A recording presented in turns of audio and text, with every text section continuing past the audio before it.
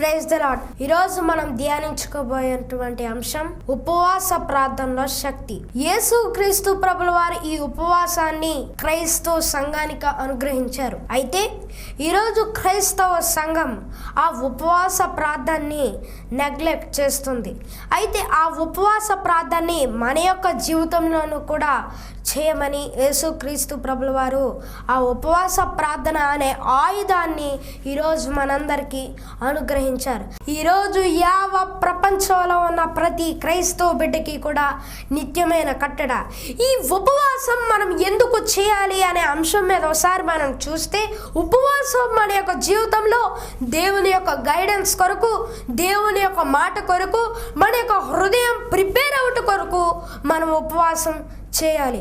బైబిల్లో చాలా మంది భక్తులు వారి యొక్క జీవితాల్లో ఉపవాసం ఉండి ఎన్నో విషయాలను వారి జీవితంలో గెలుచుకున్నారు. ఎంతో మంది రాజులు, ఏలియా, దావీదు, మోషే, ఇంకా ఎంతో మంది ఇశ్రాయేలు రాజులు ఉపవాసం ఉండి వారి కప్పగింపబడిన ప్రజలందరినీ కూడా ఉపవాసంలో నడిపించారు. ఇలా చాలా సందర్భాల్లో ప్రజలు బైబిల్లో ఉపవాసం ఉన్నారు. మొదటిగా రాజైన యెహోషాపాతు తన రాజ్యం మీద యుద్ధం వచ్చినప్పుడు ఎలా ఉపవాసం ఉన్నాడో మనం చూస్తే, 2వ దినవృత్తాంతాల గ్రంథం 20వ అధ్యాయం 2వ వచనంలో యెహోషాపాతు రాజ్యం మీదకి శత్రువు వస్తున్నాడు. శత్రువు వస్తున్నప్పుడు యెహోషాపాతు ఏం చేయాలి? అందుకు యెహోషాపాతు భయపడి, 3వ వచనంలో రాయబడి ఉంటదండి, భయపడి తన యొక్క మనస్సును నిలుపుకుని యెహోవా యొద్ద విచారణ చేయుటకు దేవుని యొక్క సన్నిధికి వెళ్ళుచున్నాడు. దేవుని యొక్క సన్నిధికి వెళ్తా దేశమంతా కూడా ఉపవాస దినం ఆచరింపవలన ఉపవాస దినం చాటించాడండి. అయితే ఇప్పుడు దేవుని యొక్క సన్నిధికి వెళ్ళి ఉపవాస ప్రార్థన చేస్తున్నాడు. ఆ ప్రార్థనలో 3 చక్కటి మాటలు ఉపయోగిస్తున్నాడు. ఒక చక్కని మాట, క్రైస్తవ బిడ్డ ఉపవాసం ఉండి ప్రార్థన చేస్తున్నప్పుడు ఈ ప్రార్థన చేయాలండి. అదే 2వ దినవృత్తాంతాల గ్రంథం 20వ అధ్యాయం 12వ వచనం, మా మీదికి వచ్చు ఈ గొప్ప సైన్యముతో యుద్ధము చేయుటకును మాకు శక్తి చాలదు, ఏమి చేయుటకును మాకు తోచదు, నీవే మాకు దిక్కు అని ప్రార్థన చేశాను. దేవుని పరిశుద్ధ నామమునకు మహిమ కలుగును గాక. 3 మాటలు. ఈ గొప్ప సైన్యంతో యుద్ధం చేయుటకు మాకు శక్తి చాలదు, నీవే మాకు దిక్కు, ఏమి చేయుటకు మాకు తోచట్లేదు. ప్రియ క్రైస్తవ బిడ్డలారా, ఈ ప్రార్థన మనం ఉపవాసం ఉన్నప్పుడు చేయాలి. మొదటిగా మనం ఉపవాసం ఉన్నప్పుడు దేవుని యొక్క సన్నిధికి వచ్చి మనల్ని మనం తగ్గించుకుని ఎప్పుడైతే ఉపవాసం ఉండి ఈ రకమైనటువంటి ప్రార్థన చేయాలండి. అయితే ఆ ఉపవాస దినం చాటించినప్పుడు ఎంతమంది వచ్చారో కూడా మనం చూద్దాం. 13వ వచనం మనం చదివితే, యూదా వారందరూ తమ శిశువులతోనూ భార్యలతోనూ పిల్లలతోనూ యెహోవా సన్నిధిని నిలవబడిరి. వారి కుటుంబంతో దేవుని యొక్క సన్నిధికి వచ్చి ఉపవాసం ఉన్నట్టుగా ఇక్కడ లేఖనాలు మాట్లాడుచున్నవి. ఈరోజు మనందరం కూడా ఉపవాసం ఉండి దేవుని యొక్క సన్నిధికి వెళ్ళి ప్రార్థన చేయాలి.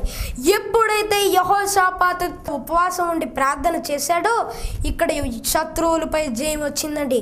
22వ వచనంలో రాయబడి ఉంది, ఉపవాస ప్రార్థన అంటే పాడుతారు, దేవుని స్తుతిస్తారు.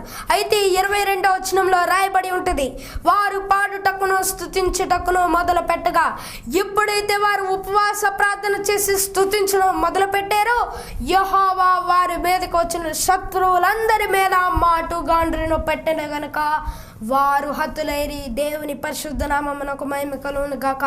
వారి శత్రువులు హతులైపోయినట్లుగా చూస్తున్నాం. ఎప్పుడైతే వీరు ఉపవాస ప్రార్థన చేశారో మనం అంశం పేరు ఏం పెట్టుకున్నాం? ఉపవాస ప్రార్థనలో శక్తి అని మనం పెట్టుకున్నాం. దానిలో ఉన్న శక్తిని మనం చూద్దాం. 30వ వచనం చదువుకుందాం.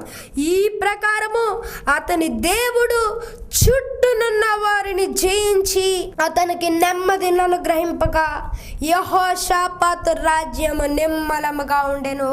దేవుని పరిశుద్ధ నామమునకు మహిమ కలుగును గాక. యెహోషాపాతు యొక్క రాజ్యం నిమ్మలంగా ఉంది.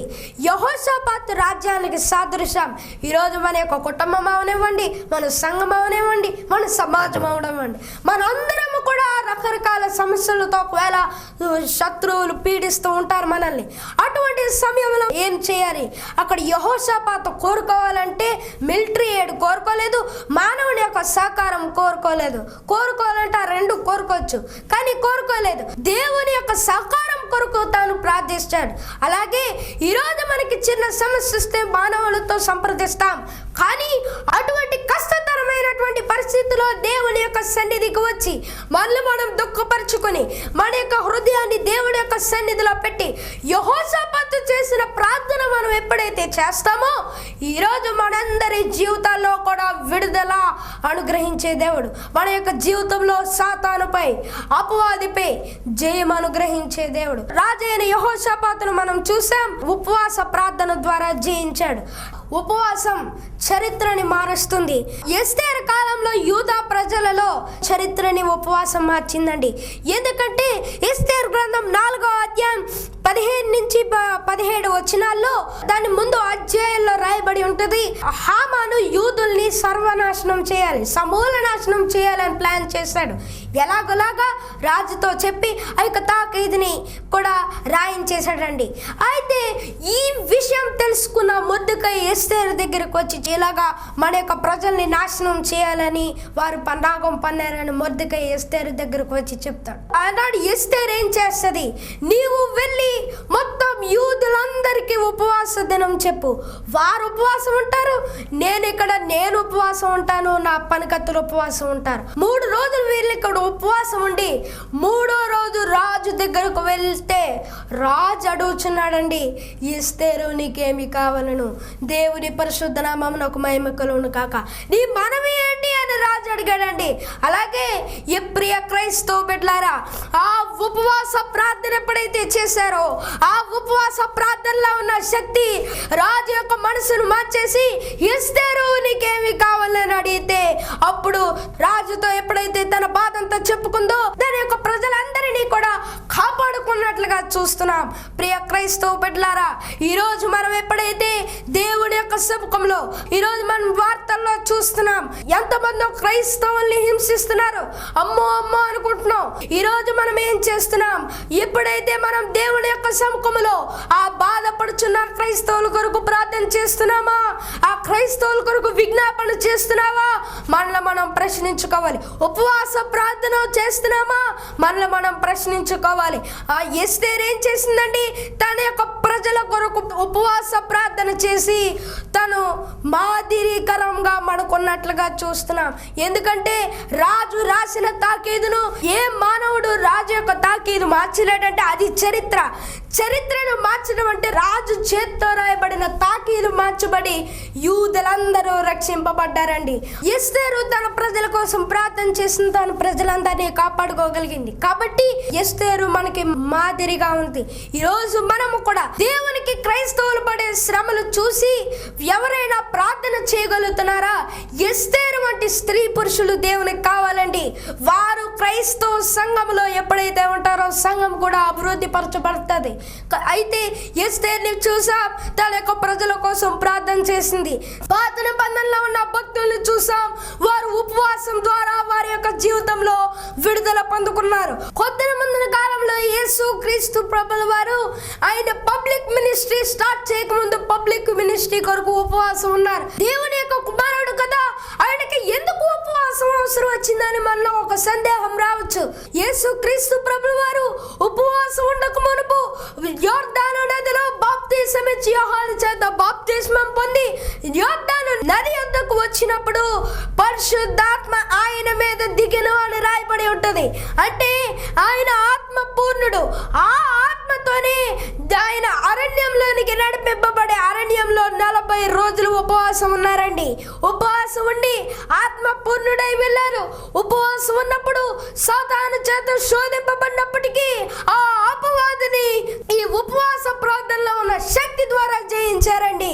ఎప్పుడైతే ఈయన పబ్లిక్ మినిస్ట్రీ చేయకముందు ఉపవాసం ఉండి ప్రార్థన చేశారో ఆయన వెళ్ళేటప్పుడు ఎలాగ రిజల్ట్ ను మనం చూద్దాం.